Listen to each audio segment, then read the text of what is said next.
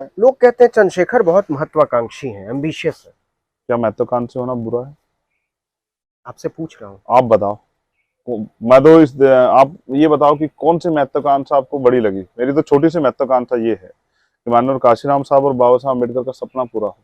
इस देश की कुर्सी पे कोई बहुजन समाज का व्यक्ति बैठे जो अम्बेडकराइट हो, डॉक्टर बाबा साहब अम्बेडकर की आइडियोलॉजीज को फुलफिल करता हो, बिल्कुल बिल्कुल, फुलफिल आप करता सही हो। जगह पहुंच गए। मैं इसी हाँ, सवाल पर आ रहा हाँ, था कि ये आपके हम्म, साथी और समर्थक भी हम्म। कहते हैं कि चंदू बहुत जल्दी में है, उनको इंतजार करना चाहिए था मायावती जी की हरी झंडी का, और उस जगह तक पहुंचने के लिए थोड़ा सब्र रखना चाहिए था।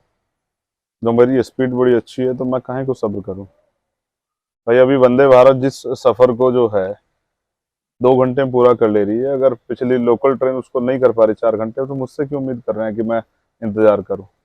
और क्यों इंतजार करूं जब मेरे अंदर जो है मुझे उम्मीद है कि हम लोग ये कर सकते हैं। और फिर मैं कह रहा हूँ, लोकतंत्र है हम्म। ये राजतंत्र नहीं कि रानी या राजा परमिशन देगा तब आप कुछ कर पाओगे। ये लोकतंत्र है।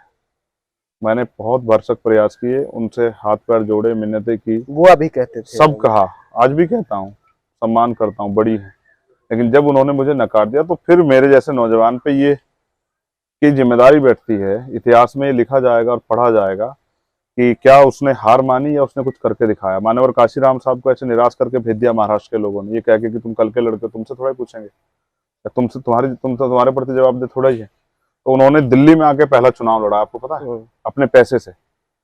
वो चुनाव था कारपोरेशन का, 25 मेंबर लड़ाए, 25 के 25 जमानत जब्त हुई। तो क्या काशीराम साहब को हार के रुक जाना चाहिए था? बैठ जाना चाहिए था?